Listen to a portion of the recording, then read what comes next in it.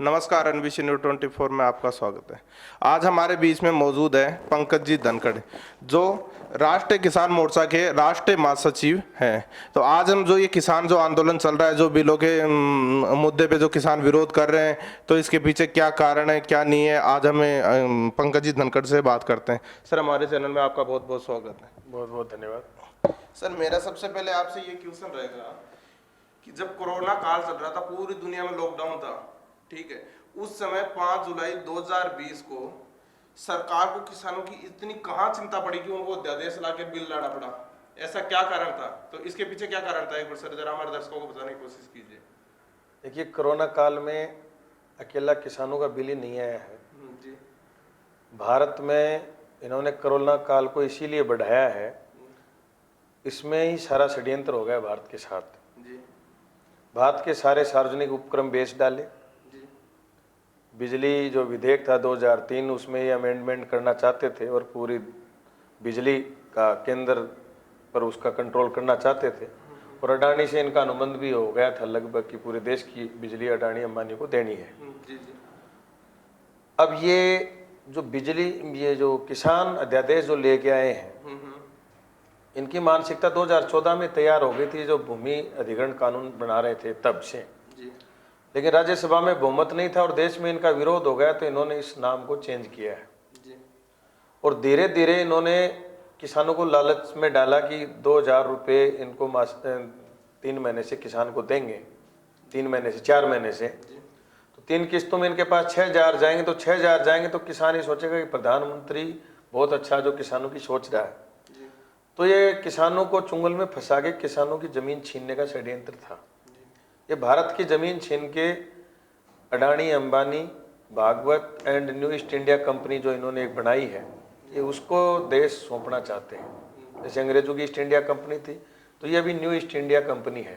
इनका भारत से, भारत की आम जनता से कोई लेना देना नहीं है। इसलिए इन्होंने गुपचुप तरीके से कानून बनाए कि ये चुपचाप पास हो जाएंगे, लोगों को कोरोना के नाम से घरों में दबा के रखा जाएगा, विद्रोह नहीं होगा, वो काम हो जाएगा, धीरे धीरे जमीन छीन लेंगे। नहीं, आप कह रहे हो कि उन्होंने साइलेंट तरीके से ही इन्होंने बिल बनाया, फिर पास भी किया, संसद में बिगर क्वेश्चन आंसर किए भी इस बिल को इन्होंने पास किया। तो इसमें कुछ आपके जो किसानों के जो संगठन है वो इसका सपोर्ट कर रहे हैं, तो इसके पीछे इनके पीछे क्या कारण है? देखिए, जिस देश का राजा, जिस देश का मुखिया, जिस देश का प्रधानमंत्री, राष्ट्रपति अगर अपनी जनता के खिलाफ ही षड्यंत्र शुरू कर दे, तो वो किसी भी सूरत में बच नहीं सकता। कह रहे हो कि हमारे देश का राजा हो या प्रधानमंत्री और राष्ट्रपति अपनी जनता के साथ ही खिलवाड़ करने लग जाए, तो इसको तो सबसे ज्यादा किसान लोगों ने ही मत दिया है, इसकी वजह से ये प्रधानमंत्री बनाए, तो वो ऐसा क्यों था फिर? देखिए, ये फर्स्ट बार तो प्रधानमंत्री है नहीं, दूसरी बार ये प्रधानमंत्री बने। देखो, कांग्रेस के राज में किसान एकदम संकट में आ गए थे। भारत के किसान स्वामीनाथन आयोग की सिफारिश को कांग्रेस ने दबा के रखा, लागू नहीं की जी। लोकसभा चुनाव से पहले प्रधानमंत्री जी का आपने इंटरव्यू सुना नहीं होगा, उनका जो 1.5 घंटे का इंटरव्यू मैंने सुना, तो मैं भी इतना प्रभावित हो गया कि अब भारत में साम्यवाद आने वाला है, समाजवाद आने वाला है, अब किसी के साथ अन्याय नहीं होगा, शोषण नहीं होगा, भ्रष्टाचार नहीं होगा और सबको सारे अधिकार मिलेंगे। तो मैं भी प्रभावित था, तो मैंने भी वोट डाले, मेरे परिवार ने डाले, हम सारे लोगों ने डाले, जो लाखों से किसान दिल्ली के चारों तरफ बैठे हैं, सारे लोगों ने वोट डाले। आदमी क्या है, एक लंबे टाइम तक एक पार्टी शासन करे और उसकी नीतियां धीरे धीरे उसके खिलाफ हो जाएं, तो लोग नए विकल्प की तलाश करते हैं। हमें तो अब पता चला कि कांग्रेस और बीजेपी में कोई फर्क नहीं है, ये कांग्रेस के कानून है उनको आगे बढ़ा रहे हैं। कह तो ये रहे थे कि स्वामीनाथन आयोग की सिफारिश लागू करेंगे, किसानों की आय दोगुनी करेंगे, किसानों को कर्ज मुक्त करेंगे। एक भी किसान को कर्ज मुक्त किया कि सेंट्रल सरकार ने? प्रधानमंत्री जी का जो 2014 का जो घोषणा पत्र है उसमें लिखा हुआ कि सीट पे बैठते ही पहली जो मीटिंग होगी उसमें किसानों को कर्ज मुक्त किया जाएगा। सर, आप प्रधानमंत्री जी की बात करो, यहाँ राजस्थान में जो सरकार बनी है कांग्रेस की, इसने भी तो ये बात कही थी ना कि मैं जीते मेरी सरकार बनेगी, उसके तुरंत 10 दिन के अंदर अंदर मैं कर्जा माफ करूंगा। क्या ऐसा कर्जा माफ हुआ कि नहीं हुआ किसानों का? देखो, मैं आपको पहले कह चुका हूं कि कांग्रेस और भारतीय जनता पार्टी में कोई फर्क नहीं है, इसीलिए देश के लोग भारतीय जनता पार्टी को लेके आए। लेकिन भारतीय जनता पार्टी भी कांग्रेस का ही काम कर रही है, इसलिए कांग्रेस का काम कर रही है तो कांग्रेस तो देने वाली कहाँ थी। ये तो लोग चुंगल में फंस गए। तो मैं तो ये कह रहा हूँ बार बार, हमारे भोले लोग हैं, धार्मिक भावनाओं से जुड़े लोग हैं, इनके अंदर कोई छल कपट बेईमानी नहीं है, इसलिए बहकाव में आ जाते हैं। क्योंकि पिछली सरकार जो भारतीय जनता पार्टी की सरकार थी, उसमें हमने राजस्थान में बड़ा आंदोलन किया, किसानों को फ्री बिजली को लेके, कर्जे मुक्ति को लेके हमने किसानों की बिजली फ्री भी करवाई, सालाना 10-10 हज़ार रुपये। उस आंदोलन का पूरे राजस्थान का मैं संयोजक था। हमने पूरे राजस्थान में वसुंधरा जी की यात्रा रोकी, उनके हेलीकॉप्टर रोके, गिरफ्तारियां हुई, हमारे लोग जेलों में गए, हम सारी जगह उसका सब जगह हमने विरोध किया। तब सरकार को आखिर में किसानों को बिजली फ्री देनी पड़ी। 50-50 हज़ार रुपये किसानों के जो सोसाइटी के जो कर्ज माफ़ी थी वो हमने लड़ाई लड़के करवाई। इस सरकार ने वापस आते ही वापस वो बिजली के बिल वो बिलों में जोड़ दिए, दोबारा किसानों की लूट शुरू कर दी। तो इधर ये लूट रहे हैं, उधर वो लूट रहे हैं, दोनों का एक ही मकसद है। जैसे अभी राजस्थान सरकार है, तो मैं जिस जिले से हूँ, झुंझुनू जिले से, उस जिले की 2 तहसील इन्होंने टाटा को दे दी बिजली की। अब सारे उन कर्मचारियों का वहाँ से सारा प्लाइन होगा, सारे उसमें टाटा के कर्मचारी लगेंगे और एकदम पूरा फुल निजीकरण उसको कर दिया। 2 तहसीलों को, खेतड़ी और चिड़ाव को, 1 अप्रैल से वो टेक ओवर करेंगे उसको। तो इसमें और उसमें क्या फर्क मानते हो आप? दोनों एक ही है, दिखाओ में अलग अलग है, बाकी एक है, हम कोई फर्क नहीं मानते। नहीं, ये आप जो कह रहे हो कि चलो दोनों पार्टियां हैं, कि फिर भी आप तीसरा कोई ऐसा कोई मोर्चा नहीं है कि जो आए अभी जल्दी बनेगा। तो ऐसा कुछ भारत में अभी नया विकल्प बनेगा। इन्होंने षड्यंत्र से भारत में जो भी विकल्प थे उनको खत्म कर दिए, और उन विकल्पों में जो उनकी जो विकल्प थे, जैसे देवगौड़ा का था, चौधरी चरण सिंह जी का था, देवीलाल जी का था, चंद्रबाबू नायडू का था, बहुत से विकल्प, मायावती का था। तो सारे लोग, इनके लोग उसमें घुस गए और धीरे धीरे उस पूरे विकल्पों को खत्म कर दिया। अब पक्ष भी इनका है और विपक्ष भी इनका है, यानी कांग्रेस विपक्ष नहीं है, कांग्रेस इन्हीं की पार्टी है, ये मानो। अभी सरकार का कहना है कि जो जहां वो आंदोलन चल रहा है तो उसमें लोग अपनी राजनीतिक रोटियां सेकने के लिए वहां मौजूद है, तो देखो, वो अपनी राजनीतिक रोटियां सेक रहे, तो ये भी कुछ है क्या वहाँ, या सरकार झूठा ब्लेम लगा? मैं देखो लगातार उस आंदोलन में वही हूँ मैं जी।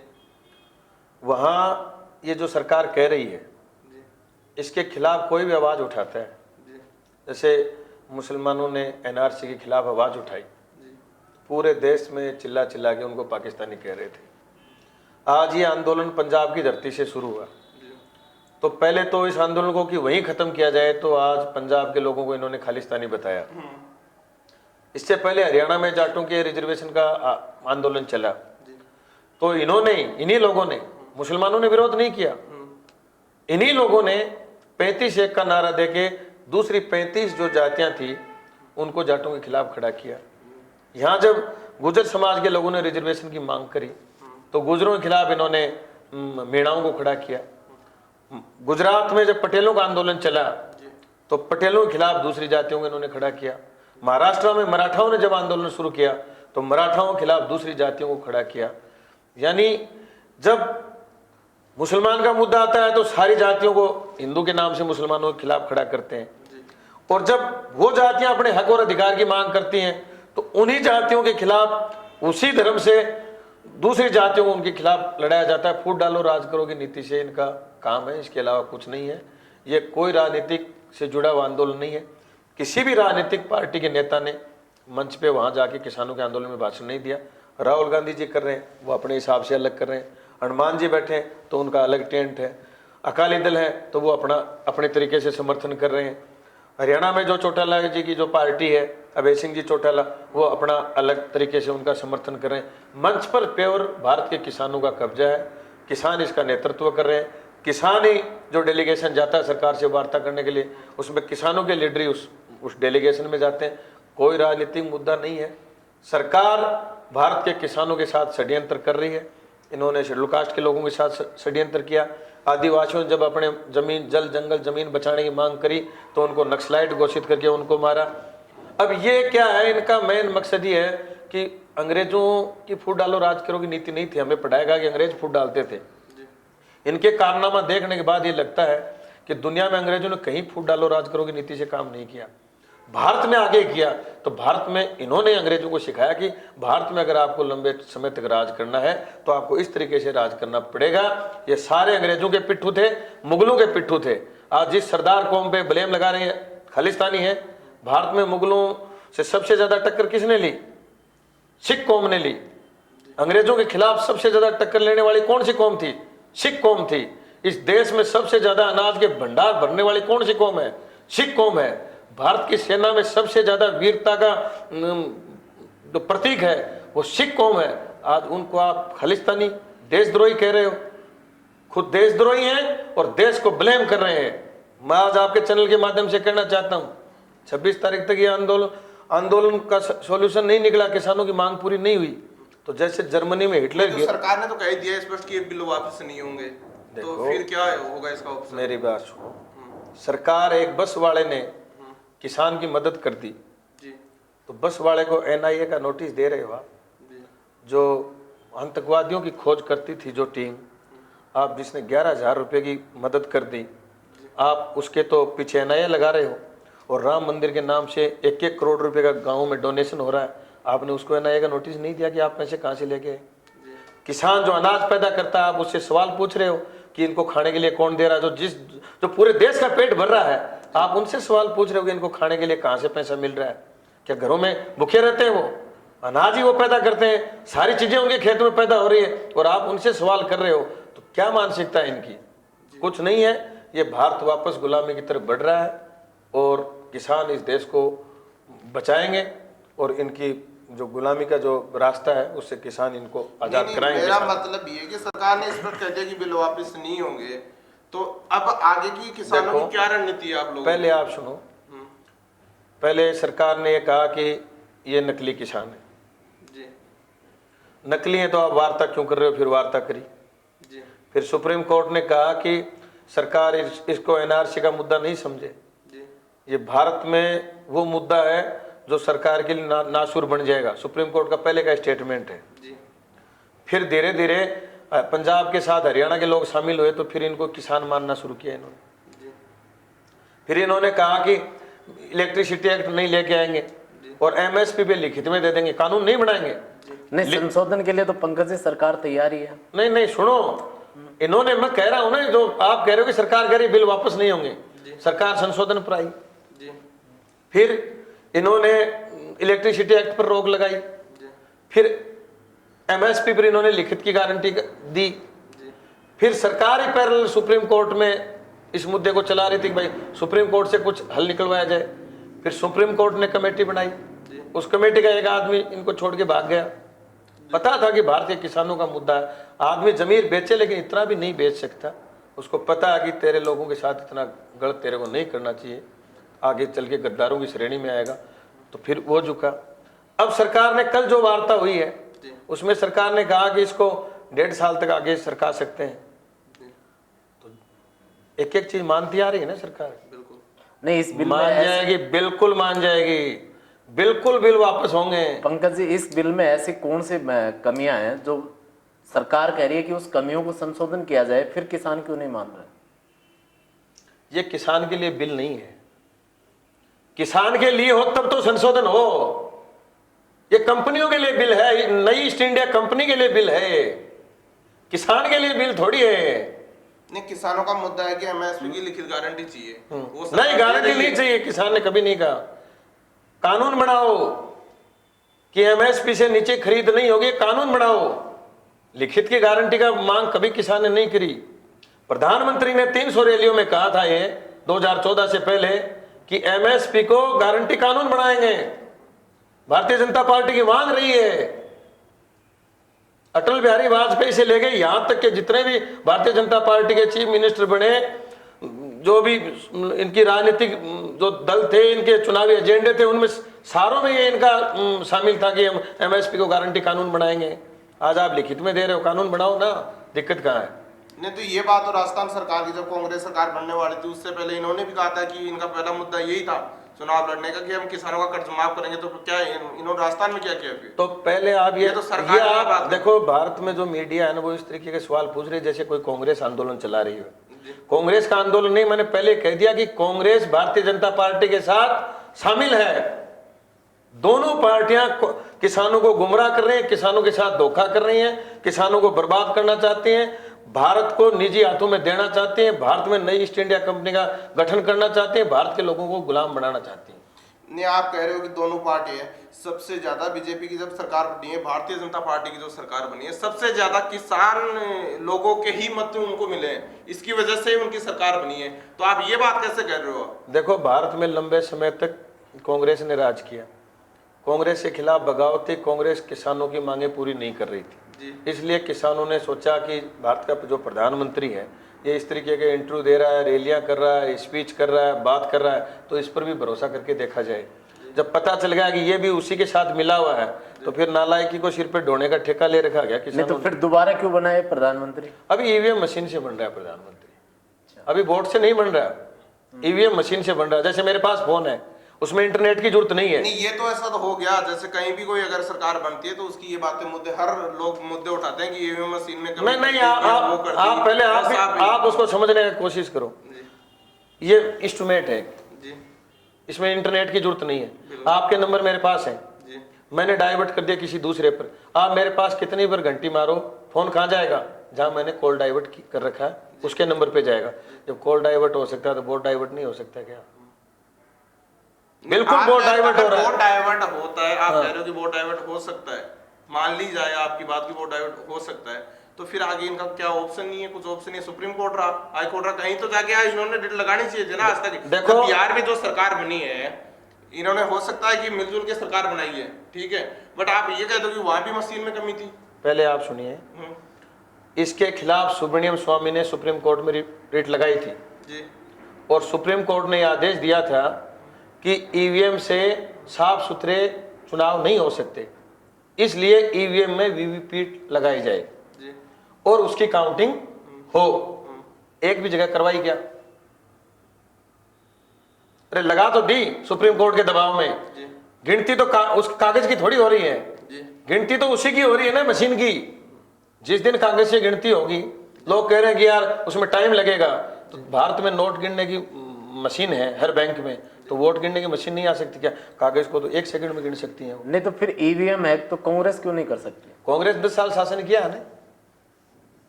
तो इसका पूरी मतलब दुनिया में जितने भी दुनिया में जो सबसे पहले जो चांद पर गए, उन लोगों ने ईवीएम मशीन को बंद कर दिया। पूरी दुनिया में ईवीएम बंद है, जहां भी लोकतांत्रिक देश हैं। भारत उसको क्यों ढो रहा है? क्योंकि आज भारत में रेलवे इन्होंने बेचा, बीएसएनएल इन्होंने बेचा, सारे सार्वजनिक उपक्रम इन्होंने बेच दिए, सारी नौकरियां इन्होंने समाप्त कर दी। उसके बाद इतने जन आंदोलन हुए, नक्सलियों का, आदिवासियों का आंदोलन चल रहा है, उसको नक्सलियों का आंदोलन दिया जा रहा है। किसानों के आंदोलन को खालिस्तानी आंदोलन कह रहा है। एनआरसी के खिलाफ लड़ रहे थे, उनको पाकिस्तानी आंदोलन कह रहे हैं। किसी से भी नहीं डर रहे हैं, तो इनके पास क्या ताकत है? वोट कहां से आ रहा है? कागजी मतपत्र से अगर वोटिंग होगी, 1 मिनट में सबसे विश्व में सबसे ऊंची पार्टी बता रहे हैं, सबसे नीची पार्टी आ जाएगी कागज से मत। नहीं, आप कह रहे हो कि सबसे नीची ऊंची पार्टी है वो सबसे नीची आ जाएगी। हाँ?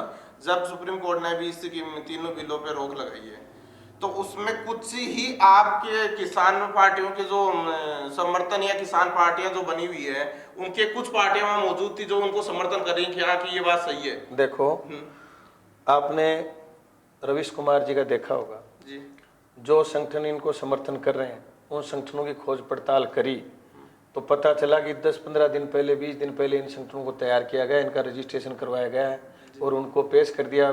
इतने दिन में उनकी कृषि मंत्री से मुलाकात भी करवा दी। जो भारत के किसान, यहाँ चारों तरफ दिल्ली के जो लाखों किसान बैठे हैं, सारे संगठन, जो भी किसानों के संगठन है, वो टोटल वहाँ है।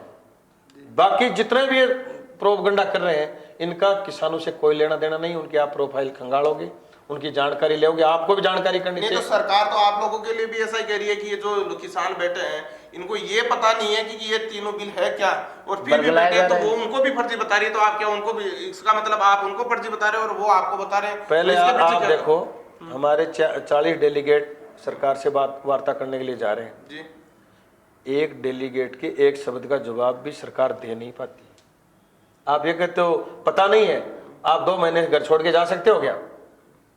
लोग कह रहे हैं किराए के आदमी हैं, वहां बंदूक, आंसू के गैस के गोलियां खड़ी हैं, किराए का आदमी जैसे मोदी जी की रैलियों में भीड़ लेके जाते ताली बजाने के लिए जा सकता, गोली खाने के लिए 500 रुपये में मरने के लिए कोई नहीं जाएगा। जिनकी जमीन जा रही है, जिनके हक अधिकार खत्म हो रहे हैं, वही लोग वहां बैठे हैं। कल प्रचार कर रहे थे कि आड़ती वहां बैठे हैं।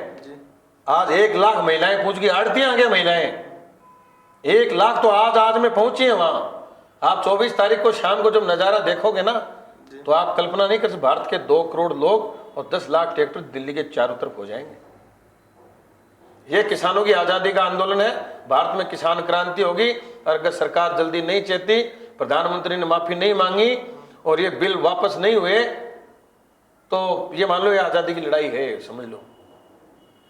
नहीं तो सरकार कह रही है जैसे एमएसपी की आपको गारंटी दे रही है, लिखित गारंटी दे रही है। लिखित नहीं तो सर कानून बनाने में दिक्कत कहाँ है? नहीं तो MSP लिखित में आपको आपकी गारंटी है कि आप यहाँ रहोगे, आपके कागज को आने वाली सरकार पाड़ के फेंक देगी। आप कानून बना के जाओ ना, आपने ठेका ले लिया कि आप 1000 साल तक आप ही राज करोगे।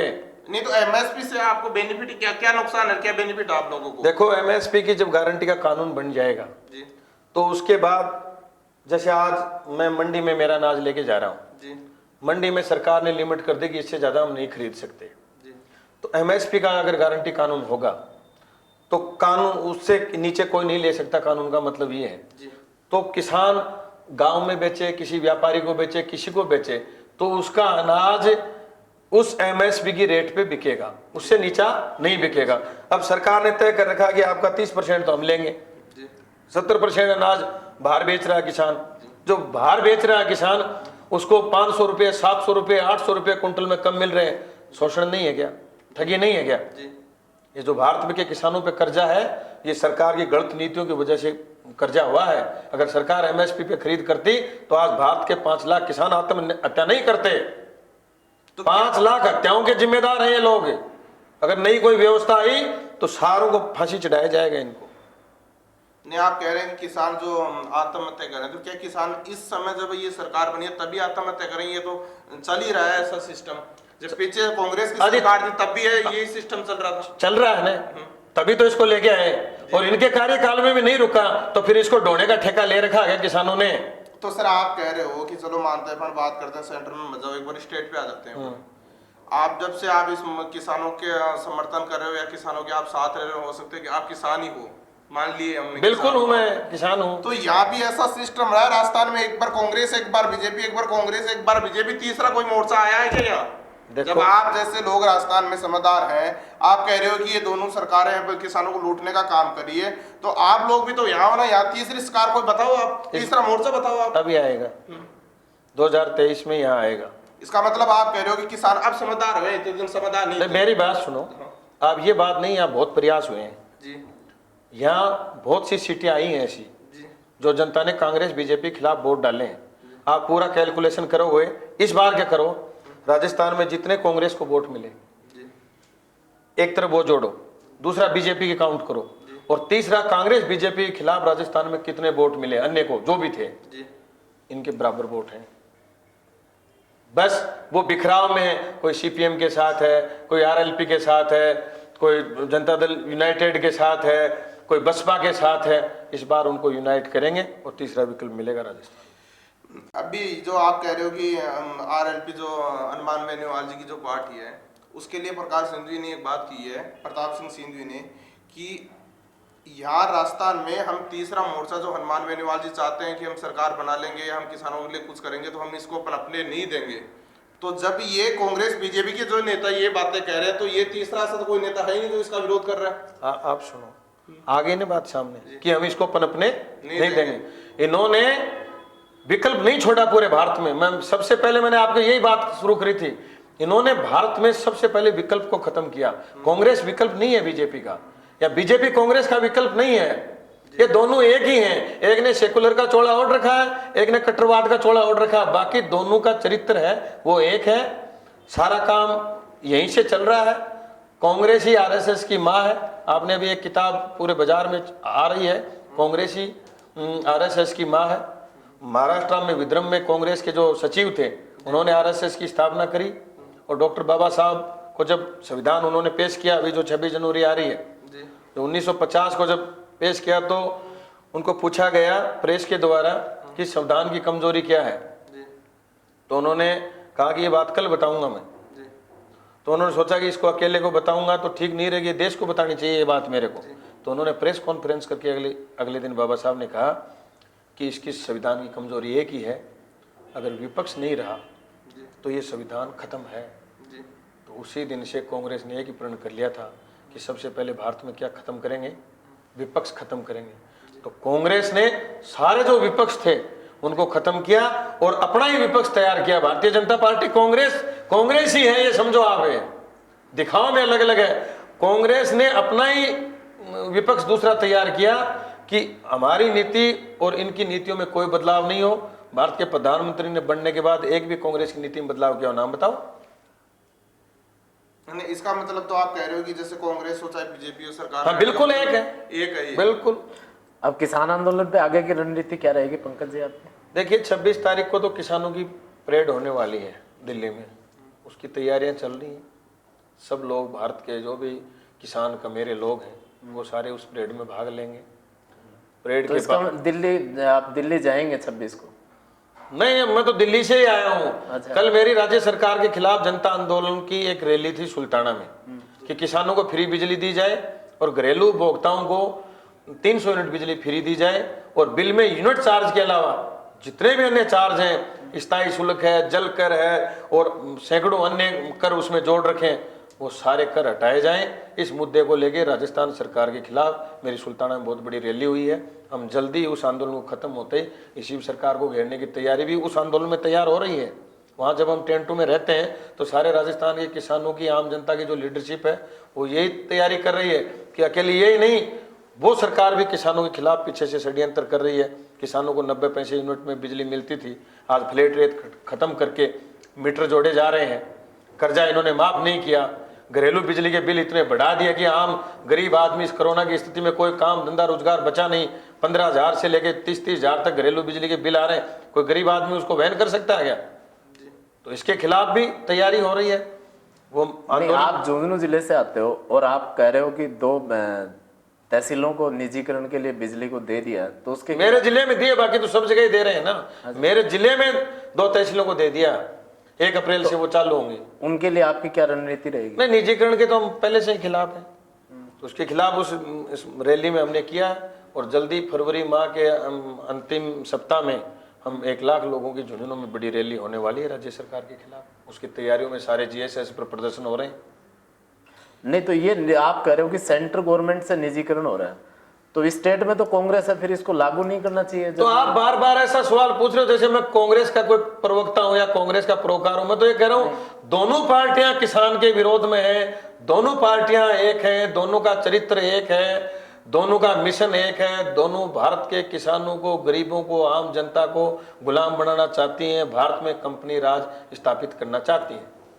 तो सर मेरा लास्ट आपसे ये क्वेश्चन रहेगा कि अब जो ये चल रहा है आंदोलन, तो इसमें किसान आंदोलन कब बंद करेंगे? कि या तो बिल वापस होंगे तब बंद करेंगे, या कि इसमें संशोधन होगा तभी बंद कर देंगे? देखिए, पहले बिल वापसी फिर घर वापसी का ये नारा आपने सुना होगा। हमारे सारे किसान नेताओं का एक ही स्लोगन है, इससे पहले घर वापस नहीं आएंगे। 2024 तक का मिशन दिमाग में है, इसको घर बैठा के वापस आएंगे, बिल वापस करवा के आएंगे, इससे पहले नहीं आएंगे। पहले मान लेता तो इसकी इज्जत है सरकार की, नहीं मानती है तो फिर मरेगी। जैसे कांग्रेस डूबी पूरे भारत में, तो कांग्रेस डूबी तो ये नहीं डूब सकते क्या?